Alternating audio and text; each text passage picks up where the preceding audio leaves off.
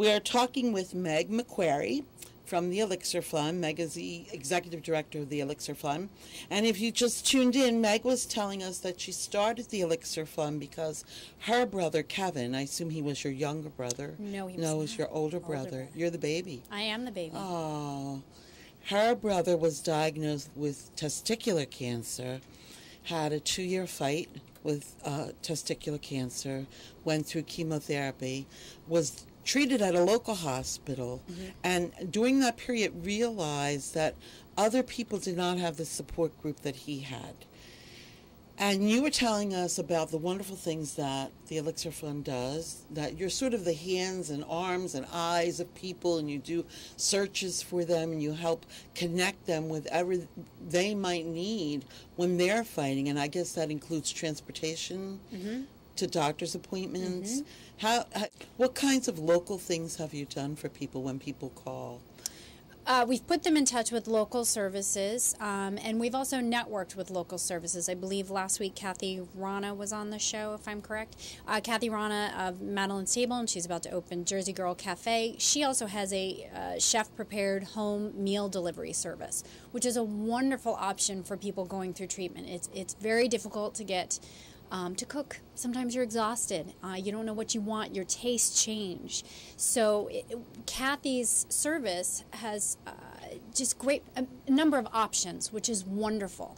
One of the things when you're going through treatment is you sort of feel like you've abdicated your life to cancer. You've lost control. So as much as you can maintain that sense of control and normalcy, and Kathy offers a wide range of choices each week, a new menu each week with a number of choices on it. And they are meals that you can just microwave, so you know you're getting a chef-prepared healthy meal, at least one a day. And it's a great thing for caregivers, for the patients. And again, you can choose the meal that works according to your taste buds and where your tastes are at that point.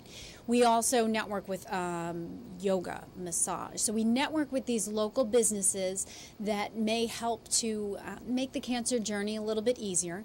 And we look for people who will provide either an introductory discount or a series discount. And on the side, we've networked with some people who will also, when we have patients who are in need, work with us and donate some of their services. One of the places that we hope to go with the Elixir Fund is to create a registry for patients, that patients can sign up for things that they need. Everybody asks, I'm there to do anything I can to help you, which is difficult for someone going through treatment to ask. So we are hoping to create a clearinghouse for patients to say, this is what I need. And friends and family can go on and say, great, I can get you a voucher for a cab ride. I can take you to treatment. I can make a casserole, buy you a gift certificate for dinner. Here's a massage for you or your caretaker. And a lot of times patients don't even realize what it is they need. And we'd like to create a list of suggestions and things that once you hear about it, you think, oh, that would be great. I think even finding a wig. Yes. That is so difficult to find a good wig. A good wig. Yeah. Yes, a good wig is difficult. That you can wear, and they're so expensive. They are. I'm sure there are women who can't even afford a wig. There are. After chemotherapy. Absolutely. And there are ways to do it. You can list it as a hair prosthetic, and then I think it's considered a prosthetic, and you can apply through your insurance company.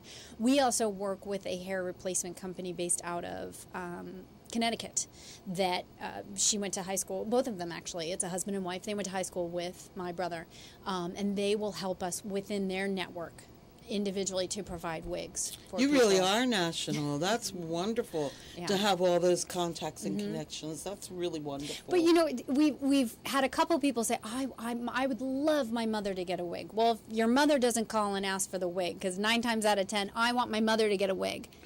And then we offer the service, we go through all the mother doesn't want a wig. You really need that individual. Patient, I mean, how many people do you know they're very concerned about hair loss. And once you get to that point, a lot of people find it more comfortable to wear a scarf so it's nice, but it's nice to be able to have that security of, I have a good wig, which is difficult to find a good wig that you're comfortable with. And American Cancer Society offers free wigs. I mean, there are many places where you can get free wigs, and we will help people. I didn't even know that. That's American Cancer Society does. That's wonderful to know. In certain locations. So again, we can help people identify those locations. Well, or you just go on the cancer.org site and look it up. We're listening to Meg McQuarrie, And if you have questions, if you're a caregiver, if you have somebody in your family who has cancer and you're their caregiver or you're a support person to that person, or if you're out there with cancer, fighting cancer now, going through chemotherapy or radiation treatments, look up the Elixir Fund. Give us your website again. elixirfund.org. theelixirfund.org, and you may even be lucky enough to meet Meg McQuarrie, Wonder Woman. Chances are pretty good. How many people actually work with you? You say we. I have a feeling it's you and maybe one other person. You're looking at we. No, I have a fantastic family that is super supportive. I have dear friends, wonderful people who have been supporting through. My board is fantastic. People who are very supportive and want to help. So I do have a wonderful support network. Full time, it's me. If you call the 800 number, you get me on the phone. We'll just say, hi, Meg. Yes. I heard you on WIMG AM 1300. Absolutely. Yeah, skin cancer is another one.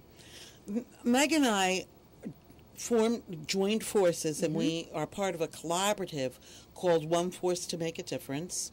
That is an organization of about 10 groups throughout the state of New Jersey and the Delaware Valley. Most of us share a similar mission or the same mission. Most of us are fighting ovarian cancer, and we're all small organizations. We're not the Susan G. Komen Foundation. We're just small organizations who have started, like the Miriam Mazenik Foundation started for her husband. Right. She passed away, and her husband, to honor her, started that. So we're part of this organization, and our big project coming up is to establish a website, Right. and which we hope will be a directory, a resource directory, and I'm sure you'll contribute to it. Absolutely. We'll all contribute to it, I'm sure, but it will be some place that people from the state of New Jersey and the Delaware Valley can go, and if they need a wig, or if they need home health aid, or if they need a nurse or transportation, they can go there and use that as a resource. Absolutely. And hopefully that will be a springboard from what you do, from the kind of work you do. Absolutely. And I do have to say, I think One Force is a refreshing idea where the ovarian cancer organizations are working together to further their mission, which is such an obvious idea that a lot of people aren't doing. And I think it's really wonderful that everyone's working together to reach the most people that they can. So I think it's a great, and also I would like to say too, for people here in New Jersey, there's a fantastic organization, Cancer Link, that provides housekeeping services for any person impacted by cancer for up to a year. They're not in every county yet, but they're working, and that's cancerlink.org. So there's many services out there. You can find their information on our website as well. We're talking with Meg McQuarrie, and she's Executive Director of the Elixir Fund. And the Elixir Fund is an organization that helps caregivers and cancer patients with long-term, what would you say, comfort and support. And absolutely, we believe that you can live a full life during treatment, and as much as you can maintain that sense of normalcy and control over your own life, it better prepares you for life after cancer. People always say, I can't wait to get back to my life. It's a new normal. Cancer creates a new normal for you, and we're trying to help you ease into that journey to whatever that wonderful new normal is. And certainly the story of your brother Kevin is so inspiring.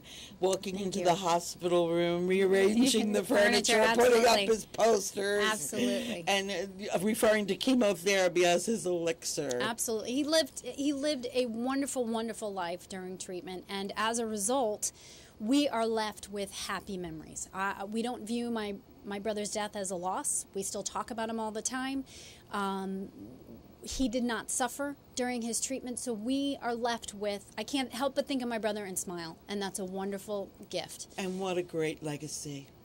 Thank you. You've established. Thank you. In his name, and congratulations to you and best wishes going forward. Thank you so much. Tell us how to find the Elixir Fund again. elixirfund.org, elixirfund.org. You can also call us at 800-494-9228.